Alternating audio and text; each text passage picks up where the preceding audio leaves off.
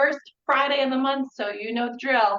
It's time for Ask the Dietitian. I'm Laura Bumbaco. If you're watching us on Facebook, thank you for maybe pausing your scrolling to stop and listen to me answer some great questions from our participants at Cancer Wellness Center who are asking questions about salt, because that's this month's topic for May. If you have never attended this program, welcome. Welcome in.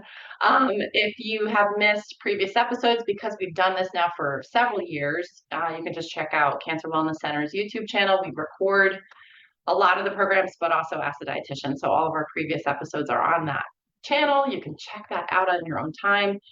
Today's topic, or this month's topic, is all about salt. I'm going to do what I normally do and share my screen so that I can show you the questions that were submitted and then give my answers to the best of my ability today. I don't have a lot of time, but I have a lot to share. So I'm going to move through this rather quickly. So buckle up, everybody. But thank you for being here and welcome again. So as I shared, this month's topic is all about salt. Great questions submitted as usual. So I'm going to get through them, give you my answers, and just share some resources and some interesting tidbits along the way. So we're going to start here. What is the difference between sodium and potassium salt? Follow-up question, what if I don't use iodine salt at all? I have extreme high blood pressure in addition to everything else. How do I manage all of this? Great questions. Okay, so salt, also known as sodium chloride, is 40% sodium and 60% chloride. And we need 500 milligrams of sodium per day. Did you know that? We need that. So we need to make sure we're eating that. So technically, we could not hit that mark and be deficient. I'm going to explain a little bit more about that in a moment. Why do we need it? Well, sodium has a role, several roles, to conduct nerve impulses, to contract and relax our muscles, and maintain the proper balance of water and minerals. That's what most people are probably familiar with. Really has a role in hydration. There's not enough evidence for us to know what the recommended dietary allowance is, or if there's a toxic level for sodium. Pretty interesting. And the AI, not the AI you're thinking of, but the adequate intake, therefore, for sodium, because we don't have an RDA, was established based on the evidence that we have that the lowest amount of sodium that we eat, and this is based on clinical trials, that didn't show that anyone had a deficiency state, but also allowed for adequate intake of nutritious foods that naturally contain sodium. So the AI is 500 milligrams. That's the right amount. But there's probably nuances to that, as you may learn today from me. So how much sodium then? So what we do know from the evidence in terms of managing chronic disease is that there is something called a chronic disease risk reduction intake, and that's been established based on all of the evidence that we have up to date, which is decades now, of the benefit of reducing sodium for the risk for high blood pressure and subsequently for cardiovascular disease. So we know based on the evidence that if we take in amount of sodium less than that amount, then it's expected to lower the risk for chronic disease in the otherwise general healthy population. So this is like more really broad public health type of recommendations, right? And a lot of what I do at the center is when I work in different capacities, like today, I'm talking to a group of people, right? And I'm presenting to a broad audience. So that's really the best you're going to get from me. But ideally, working one-on-one with a dietitian is the way to go, because then it truly personalizes the recommendations and maximizes the outcome for you. So this chronic disease risk reduction intake is set at 2,300 milligrams, and that's thought to be the upper limit. So like if you think of a budget, we want to be below that number most days. And now, unfortunately, and maybe this gives me job security, I'm not sure, Americans eat a lot more than that. So we eat about 3,400. Some estimates are even higher than that. That's far more than we know we need for adequate intake, and definitely far more than we need for chronic risk disease reduction. I'm jumbling those words up, but you know what I mean. All right, so now a little bit more about potassium chloride, because that was part of the question. Salt substitutes tend to, what they do is they replace sodium with potassium and they add that chloride. So it's like a potassium salt, right? If you want to think about it that way. Now all different products are going to vary in how much of the sodium is actually replaced. These are just some examples. So New Salt, Morton Salt Substitute, McCormick's, Dash blends. There's some sodium-free salts out there. Some of them, many people pick up on and report a bitter or metallic taste.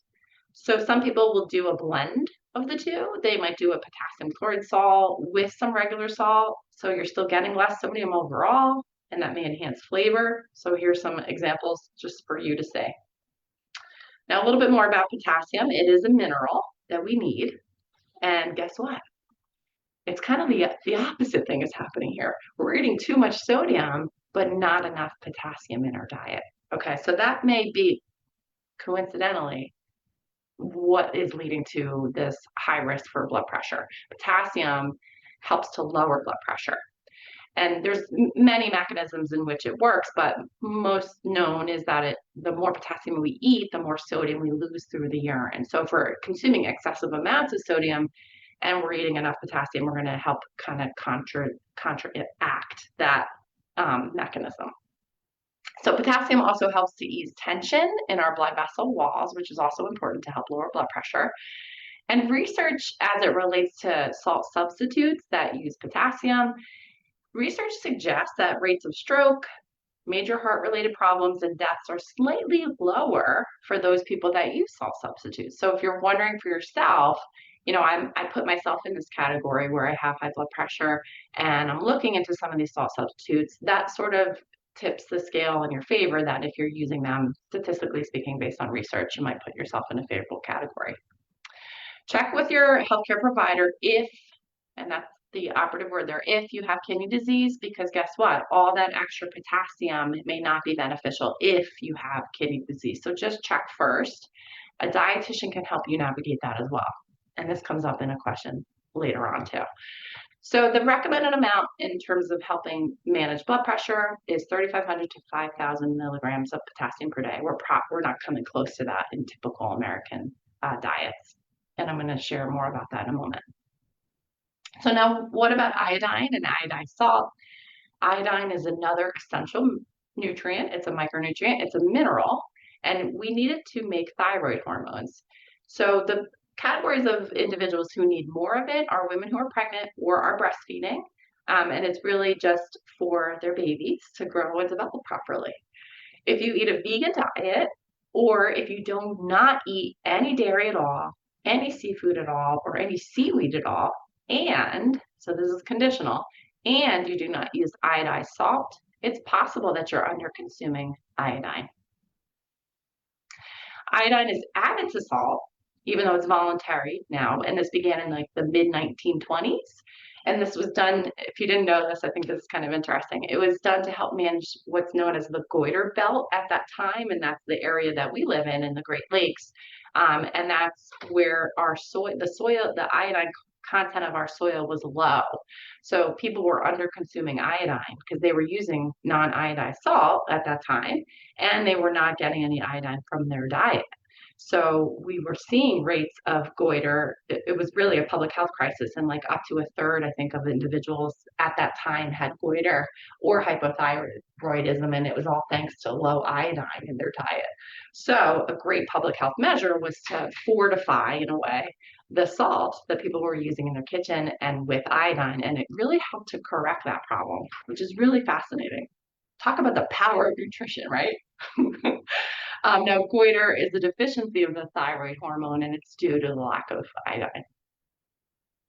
If a person's iodine intake falls below a pretty low amount, 10 to 20 micrograms per day, hypothyroidism can occur. And this is frequently accompanied by goiter, so it's sort of like the telltale sign of an iodine deficiency. So, for the person who asked this question, if you're not using iodized salt and you eat a vegan diet, then let's pause and think about this. Are you under consuming iodine? Especially if you eat a vegan diet and don't eat seaweed, because some people I work with that do eat a vegan diet, number one, they may eat seaweed, or number two, they may supplement with a vitamin or a mineral supplement. And also, too, I would say, take this to the next step and talk to your healthcare provider if you suspect you have hypothyroidism or goiter, because maybe you want to investigate that a little further and make sure you're getting enough iodine or correcting a deficiency in your diet. If you are otherwise not eating a vegan diet, so even if you're a vegetarian and having some animal food sometimes, that doesn't count as vegan, right? or you don't suspect you have goiter, if you are eating seaweed, if you're taking a dietary supplement, if you're eating some dairy, if you're eating some eggs, you probably have plenty of iodine in your diet, even if you're using non-iodized salt. And the amount we need is 150 micrograms per day, as you see there. So you can check too, because many people I work with take a dietary supplement, a multivitamin or a multimineral, see if there's some iodine in there, just to cover your bases if you're just worried about that. Now, different brands will add different amounts, so I just want you to check on that. Okay, and that might just be that extra guarantee that you don't have to worry about it. So let me introduce you to the DASH diet. It's one of my favorites. It's not really a diet per se, but it does have a set of targets to reach in order to accomplish a goal, to stop hypertension. And that's what that acronym stands for. The dietary approach is to stop hypertension. It has been shown clinically to lower both systolic and diastolic blood pressure in a matter of 2 weeks. So again, talk about an effective way to help yourself through food and nutrition. Now, what it does, it combines a low salt diet, so anywhere from 1,500 milligrams up to 2,300 milligrams, but the addition of these really important other minerals that help regulate blood pressure. So potassium, which again, we tend in this country not to eat enough of, calcium sometimes is underconsumed, and magnesium is sometimes underconsumed for individuals I work with. So sometimes it's not a matter of reducing the thing that's a problem, but eating enough of the thing that's going to help fix the problem. Okay, so there's a great website from the NIH, the National Heart, Lung, and Blood Institute. This is where you'll find some really great content if you're curious to learn more. And this is just sort of a snapshot. There's also some research that this type of approach lowers LDL or bad cholesterol. And you'll see it just has limits on some foods that are less nutritious. And it emphasizes, in my opinion, this is sort of a version of a plant-based diet because it's a lot of fruits, a lot of vegetables, a lot of whole grains, eating beans, eating nuts and seeds, and then integrating some fat-free, low-fat dairy, eating some fish, eating some poultry, and then healthy fats. Okay, so I also link this website in the resource slide, so I'll come back to that. All right, next question. I eat a plant-based diet and regularly have low sodium in my blood. I salt everything I make to increase my sodium. What else can I do to boost my sodium? That's a great question. So low blood sodium is a medical term for that is hyponatremia. So if you want to use that from now on, you're welcome. Make you sound very fancy. Hyponatremia is the term that we use to describe abnormally low levels of sodium in the blood. Risk factors for this include several. So it could be some medications that you're taking. It could be a health condition that just depletes the amount of sodium that's in your body.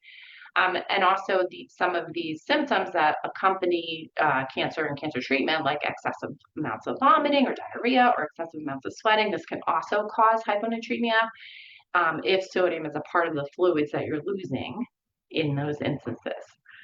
Heart failure or liver cirrhosis, hopefully that's no one in my audience. This can cause too much fluid to be abnormally collected in the body, so that dilutes the amount of sodium in your blood. So you can see this is kind of complicated and complex, right? So not a great question, not that easy to answer for me. Chances are, because we know this, a deficiency in sodium is very rare. It's so commonly added to a variety of foods, and it also happens to occur naturally in a lot of our foods, and I'm going to share that next or soon. So if you are adding salt in cooking, here's just a snapshot.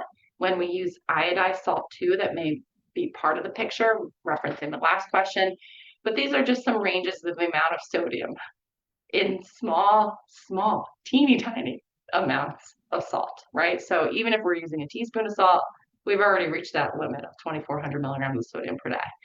Now, you see at the title of the slide is Salty 6, and this is from the American Heart Association. These are the top 6 sources of salt in the typical American diet, and you would be surprised how high some of these foods are in salt. Now, as a dietitian, you hopefully know this about me. Most dietitians operate this way. We're more holistic. And when we look at this picture, we don't have to be absolute with diet and nutrition, but for the most part, these choices aren't the healthiest anyway, right? And we could probably make some substitutions and invite more nutrition while also subsequently reducing some salt in the diet. But just if you're curious and you want to splurge and you're like, I want to eat my salt, this is where you're going to find it, one of these 6 choices. Now, there are some healthy choices that invite some more nutrition to your plate in some naturally occurring foods that have sodium. So milk and dairy really top that list, but also celery, artichokes, kale, carrots, beets, seaweed, especially seaweed, olives, and then other fermented choices such as kimchi. So if you want to incorporate a little more sodium for this individual, but also making sure you're getting some nutrition, these might be some great choices.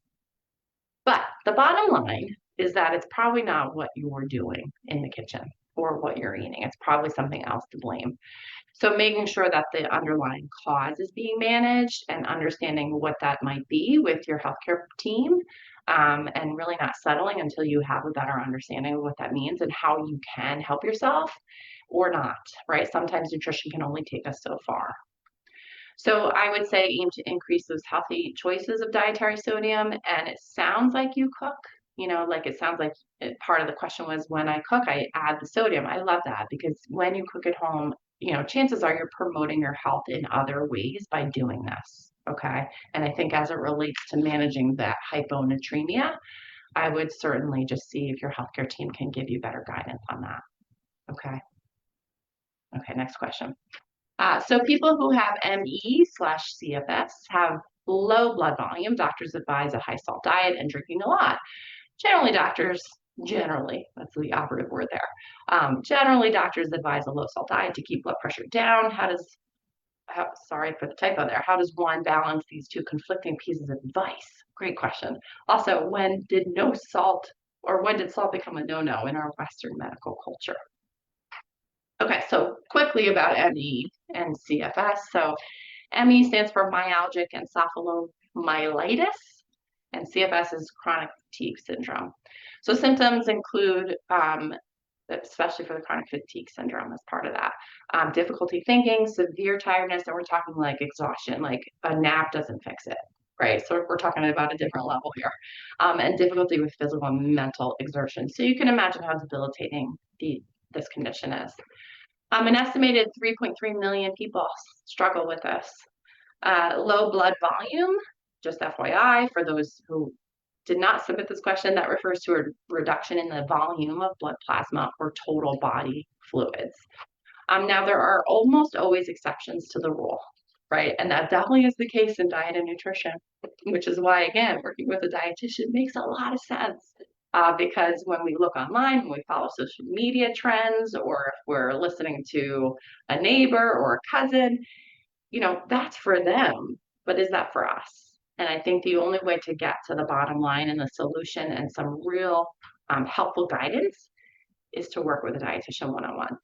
Now, physicians and other healthcare providers, they may be well-informed and educated in nutrition, but medicine tends to be siloed. So what's good for one thing might not be good for another, right? So keep that in mind. Most dietitians, I would say, if not all, integrate every system in the body and help create a plan that makes sense for you. But also, too, we are the experts in diet and nutrition.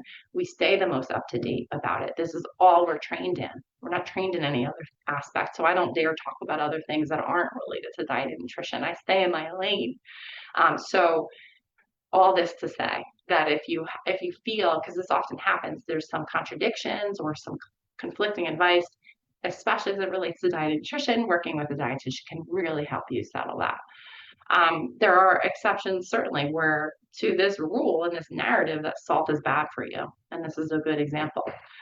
Individuals with orthostatic intolerance, individuals with POTS, which I certainly have worked with individuals with POTS, and also ME and CFS may benefit from up to 5 grams of salt per day. So that is certainly not the narrative that you're hearing from me today, right? And then at the same time, there's a need to increase fluid intake as well, because blood volume doesn't expand as much if you're not including that extra fluid in addition. Now, this needs to be managed like regularly, right? Because things change. And I think with medical management, that piece of shifting the diet as well to correspond with what's happening medically is important, right? So with salt and blood pressure, it's complicated, right? So to kind of get to that question of like, when did salt become a no-no here? Now, it's important to point out, and this is good for the audience to learn too, we all respond differently to sodium. We have like a different individualized response. And a third of us who do not have blood pressure or high blood pressure, because we all have blood pressure, and almost 2/3 of individuals with high blood pressure are salt sensitive. So they will have a response. They're what we call responders or super responders, where shifting diet intake to salt and sodium you're going to see results to that.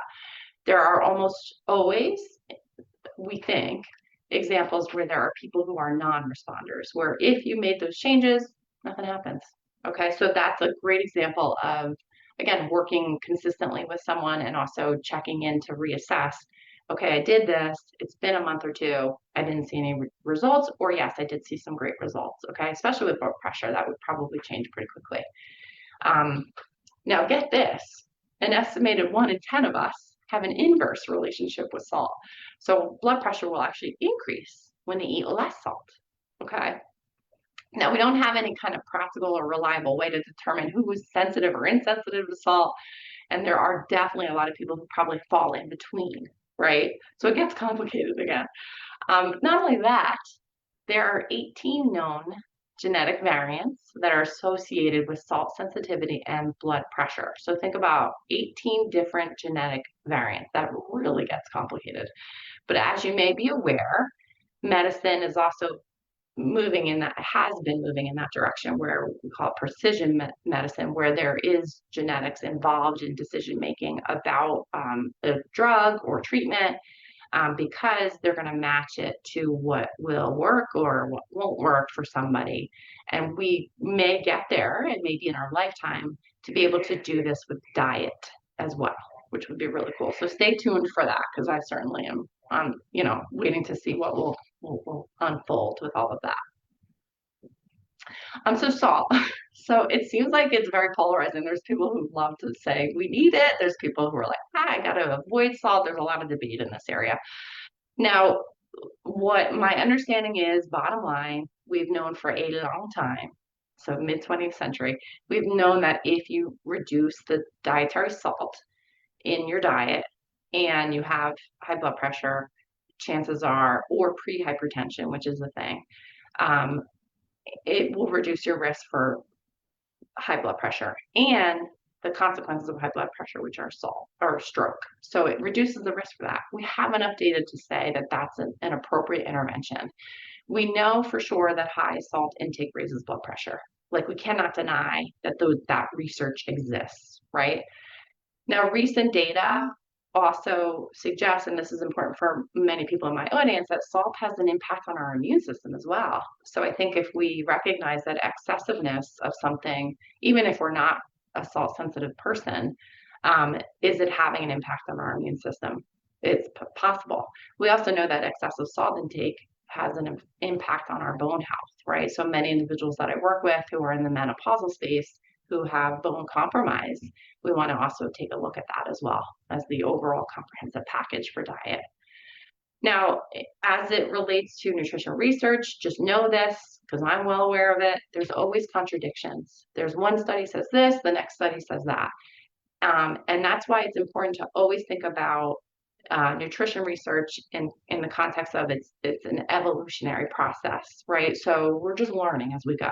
And a lot of times an appropriate research study asks a question, and then the conclusion is that we have more questions now, not to definitively have the answer, right? And if a research study has that as its conclusion, then we should pause, because we can't deny all of the other research studies that contradict it, right? So it's always important to keep that in mind, which is what this line is basically saying. And as it relates to salt, and if you're thinking, oh, I don't notice that the salt impacts my blood pressure, or I notice that I made the change and it didn't impact my blood pressure, I think the best question to ask is not if salt is harmful or not, but how much is appropriate for who, right? And that we still don't quite know, but again, working with someone individually one-on-one who understands all of this can help you best come up with your own solutions for yourself. Okay, so until further notice, I think that's best practice for now. Okay, hopefully that helps. All right, next question. What is the most healthful salt to use? I love this question. If there is even such a thing, and is Himalayan salt a standout? Because they certainly make it seem like it is, don't they? All right, so salt. Salt's harvested from salt mines or by evaporating ocean water. All types of salt are made of sodium chloride, and the nutrient content separate from the sodium chloride varies very minimally. Okay, so basically the bottom line is all salt's the same. All right, so even if the salt is less processed, because that certainly right off the bat sounds healthier, right? Any extra amount of minerals is so insignificant, right? It's such a small amount that it's not going to offer any substantial nutritional benefit. So don't let those marketing gimmicks get you, right? Because they're just trying to make their salt sound healthier when it's still just salt, basically. Um, some salts vary in texture processing, and again, they're trace minerals. Their sodium content is generally the same, which I'm going to share in a moment. The total sodium intake is what matters most, right? So regardless of the type of salt you use, at the end of the day, depending upon your goals and depending upon your current diet and other health concerns, now you know that at the end of the day, whatever salt you use, it's the total sodium intake that we're going to look at. Now, you might have heard me speak of this before, but I want to introduce the concept of a health halo if you have not. So when a food's healthiness is overestimated because it carries one or more seemingly positive traits, that's called a health halo, and it gets us every time. So these attributes, if it's overestimated or exaggerated, it can create some misleading associations, right? So we end up believing that the product itself, the entire package, is healthier than it really is. So it often stems from focusing on a specific nutrient or a health promise, for example, high in protein. But what is it, right? If it's a sugary granola bar, but it has protein in it, it's still a sugary granola bar. Who cares about the protein, right? Or if it contains whole grains, what does that even mean? Again, is it a package of refined grains that have some whole grains in it? Just because it contains it doesn't mean it's a lot, right? There's a lot of loopholes that these marketers use. So when that happens, we tend to overlook the less desirable aspects, right? So it could be a product that's devoid of nutrition or nutrients and a lot of sugar, salt, or even those unhealthy fats. So as a result, a health halo can occur and it can mask an otherwise unhealthy product and it can influence our perception. It happens all the time. All right, that's my job to help people understand that. So Himalayan pink salt is an example of one. Okay, so I took this off of a website. I don't even know if the website is selling Himalayan salt, but this is what the website claimed, that the minerals in Himalayan salt is very impressive. I mean, come on, does that sound exaggerated a little bit? That pink Himalayan sea salt can contain over 84 minerals and trace elements, including calcium, magnesium, potassium, copper, and iron. I can name a million other choices, literally, that have more calcium, magnesium, potassium, copper, and iron than Himalayan pink sea salt. So this is actually the breakdown. In order to get, because I alluded to this 2 slides ago, in order to get any appreciable amounts of any of these minerals, we'd have to eat a lot of it because it's such a small amount that's in them, right? So they're just exaggerating how much they contain. So we'd have to eat anywhere from 7 to, it depends on the mineral, 7 up to 107 teaspoons of the salt just to get a measly 10% of the day's worth of calcium, potassium, magnesium, iron, copper, zinc, and selenium. So I think we're going to set the record straight on this one. They're exaggerating. Is it yummy? I mean, look at that picture. It looks delicious, right? Do you want to use it? Sure, go for it. But just keep in mind, it's still salt. Okay. Now, this is a great slide for you to reference the amount of sodium, because that's, again, at the end of the day, that's what we're looking at. The amount of sodium in various types of salt choices. It's all the same, about a teaspoon. So what you'll see for that pink Himalayan salt, it's about 2,200 milligrams in a teaspoon of sodium. So any other little trace amounts of these minerals doesn't make up for the fact that it still has 2,200 milligrams of sodium in one teaspoon. That's so small. So now why am I picking on sodium? Well, sodium seems to be an issue because when we have too much of it, it can pull water into the blood vessels, and that increases total blood volume that flows through them. Higher volume means higher pressure, and that forces the heart to work more hard, right? And to pump the blood throughout the body. Also, when we eat a lot of sodium, this also occurs with aging too, but when we eat more sodium, it tends to be linked with stiffening of our arteries, especially the large one, that raises blood pressure over time. Salt sensitive individuals, right? So a third of us who don't have high blood pressure, but salt sensitive individuals will experience more significant effects on our blood pressure. So 2/3 of individuals who have high blood pressure, remember, are salt sensitive. So which salt to use, right? Maybe that's what you want to know. I don't know. I'm going to ask you the question. So most of the sodium in the American diet comes from processed or restaurant foods right off the bat. Like the overwhelming amount of sodium that we get. So think about like at least 3/4, I think is the going rate. So if you're cooking at home for yourself and adding a little salt in cooking or even at the table, chances are if you're doing that mostly and not eating out or doing takeout a lot, you're probably doing pretty well because so much of that sodium comes from takeout and highly processed foods, very highly processed foods. So it's recommended if you cook for yourself at home, salt in appropriate amounts makes food taste good. That's why it's there, right? Now, kosher salt typically does have less sodium than regular table salt, and diamond crystal kosher salt flakes have even lower, the lowest amount of any. So in a quarter of a teaspoon, there's only 280 milligrams. So that's less than half of the amount of regular table salt. So you might want to be on the lookout for this. And what happens is that there's like pockets of air. So it doesn't allow for the sodium content to be inside those salt flakes. So you might, if this is something that's on your radar and you're interested and you can source it locally, it might be worth a visit, right? Because you really will drastically cut the sodium intake in your diet. Okay, next question.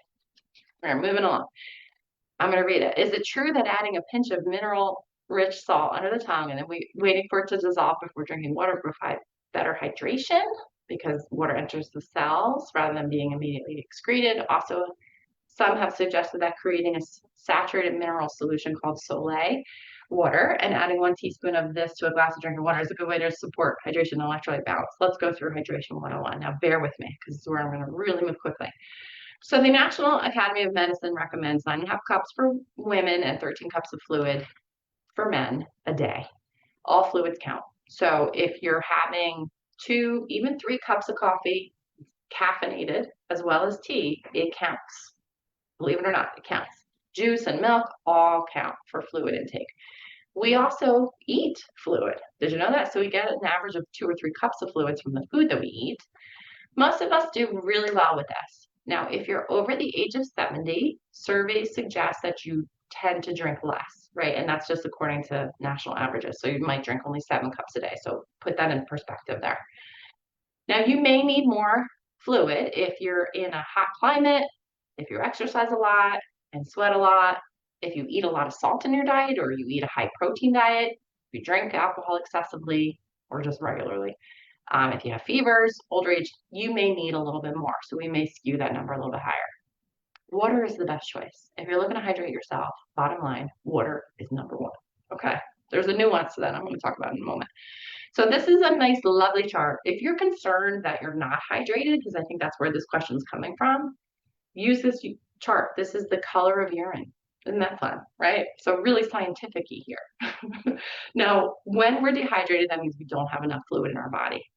Okay. And you can see there's sort of a spectrum. So we could be very dehydrated. And that means like we need to probably seek medical attention quickly. Symptoms of being dehydrated include, for some, being thirsty, having a dry mouth, even having a headache. As you approach this kind of apple juice color, which I would say is like what, like a 5 or 6, that means something's up, right? We probably need more fluids. Hopefully we never get to a 7 or 8. If we are dehydrated, it could be because we didn't drink enough, we had severe vomiting and diarrhea, we have a fever, if we have diabetes, that could put us at risk, if we're taking a diuretic, or if we're exercising in extreme heat. If none of these conditions apply to you, just use this urine color chart, try to drink more water. Don't worry about these gimmicks because there's some health halos around hydrating drinks and beverages. Don't fall for the trap, right? Just try to drink more water. I have someone I'm working with who found significantly improved in across the board in every element and aspect of her health. She's like, I just drank more water. And it wasn't even really that significant, like substantial. Like she added a couple cups of water a day. Huge, right? That's all it took. She's not doing any kind of fancy hydrating drink or beverage. This is it. Okay. So our small, just a little tidbit of knowledge for you. Our small intestine is where we absorb water and electrolytes, and it's why our intestines are so long. It's like lots of feet. It has so many responsibilities in terms of absorption and a lot to do. So that's why as long as it is. Movement across the barrier of the intestine occurs by osmosis. Takes you back to chemistry.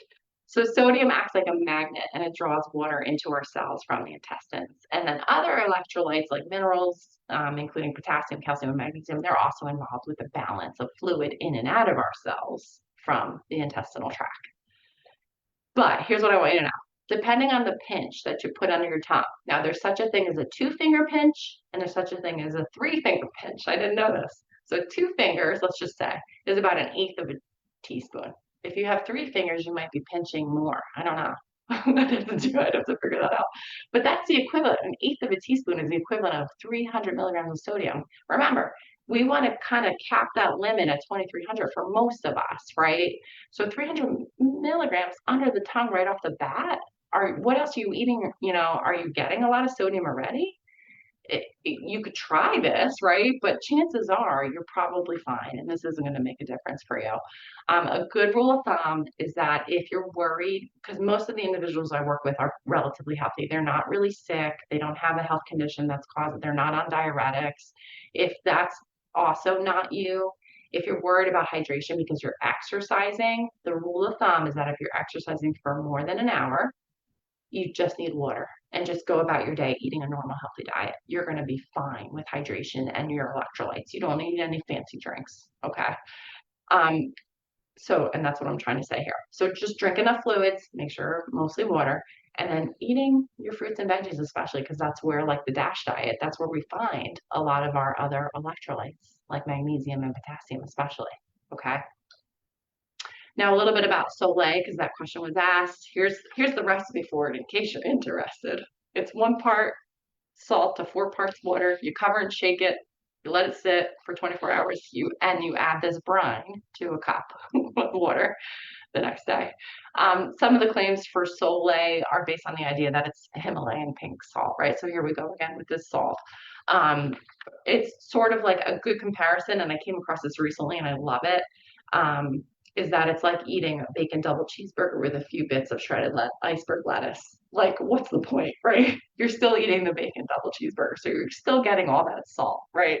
So when you eat the bacon double cheeseburger, you're getting so much salt, by the way, saturated fat, that anything that's in this iceberg lettuce on top, it doesn't count. It doesn't matter, right? So Soleil is only potentially adding more sodium to your diet, and chances are you're already consuming more.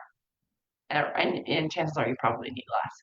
So if you're worried about hydration, just go back a couple sides, use that scale to see, am I hydrated or not? Do a little test on yourself because you'll know relatively quickly in a week or 2. If I add a cup or more of water per day, do I notice a difference? Because chances are that's all it's going to take. And you don't need to go to extremes, which some of these people are trying to use to grab our attention because it sounds like it sounds healthy. It sounds like health halo effect here, right? So keep that in mind, please. Okay, next to last question. We're almost done. All right, so I have low blood pressure, so every once in a while I'll need extra salt. Is that okay? Love it. So if you don't have high blood pressure, so if you have the opposite, if you have low blood pressure, why? What's happening here? So I would, check back in with your healthcare team. and see what's going on. Are you hydrated? Is that part of the issue? Be careful, okay, because orthostatic hypotension is concerning here, I think of. So just, if you're sitting or laying down, take a couple breaths before you stand up and stand up slowly. Most of our blood is made from water. So I would say hydration is more of the issue here. So make sure you're adequately hydrated. This helps promote the optimal blood pressure that you might need. Certainly go back to that list of the healthy foods. I think of cottage cheese and low-fat dairy, but also anchovies I didn't list earlier, high in omega-3 fats too, but olives, the fermented foods, all of this will add some nutrition plus some sodium. So you're like knocking out all of your needs on the list with these choices.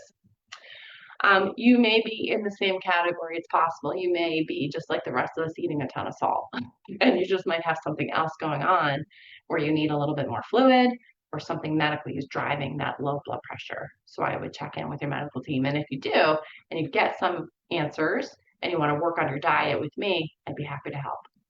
Okay. Otherwise, if you don't have high blood pressure and you're not salt sensitive, I say enjoy it, right? I think it's delicious. It makes the foods that we cook delicious, right? That's why it exists. Well, really as a preservative first, but okay. So last question. I recently gained 25 pounds in less than a year after getting off my anastrozole.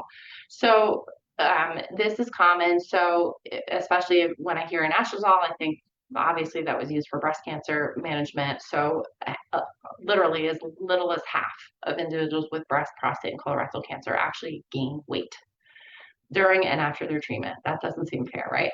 We know that there's some reasons for that. It could be the steroids that they're on during their treatment, hormonal therapy, some chemo regimens also can cause weight gain, some fluid retention, and lifestyle changes, of course, might be to blame. So I would ask, reach out to your healthcare team.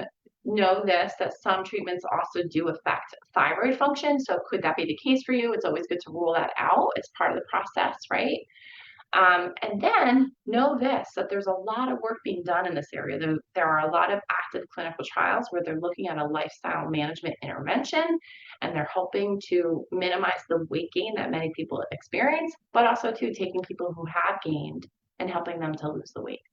And also in that weight loss, helping them achieve the quality of life that they're after, and also to promote longevity and improved health outcomes. So weight might be independent of that.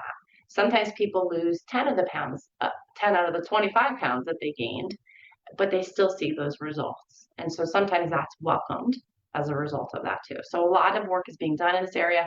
I hope I'm giving you some hope that you're not alone and that there are some solutions that are out there. At Cancer Wellness Center, I co-facilitate a group called Food and Fitness for Wellness, and this is a little bit of the work that we do there. I know that individuals in that group have successfully lost some weight, and they do it in a very programmatic way. They lose about a half a pound a week, or even a couple pounds a month, and it's a really nice way to see them take control and empower themselves after they've been diagnosed and after their treatment caused some weight gain. Okay, just to share some resources, and then we're going to wrap. So I do love the DASH diet. I make that no secret. So if you're curious to learn more about that, tons of recipes and plans and like really fun tracking things on their website. So if you're looking to even just like eat healthier in general, this diet rates highly. Harvard is one of my favorite go-to resources, and they have a nice overview of the concerns we have about salt and sodium. It's always updated, and that's what I really appreciate about that. And then the Center for Science and the Public Interest, they have a lot of great resources and practical tips on how to find products at the grocery store or how to read labels so that we don't get gimmicked, or fall for these health halo effects of a lot of these food marketing ploys, that get the best of us sometimes. So you may also enjoy that website. So next month, I can't believe, hopefully in June, we'll have nicer weather. In June, the first Friday of the month is the 5th, and we're going to be talking all about organic choices. So I hope that you can join me then and submit some great questions as you always do. Thanks for attending today. I'm going to stop my share.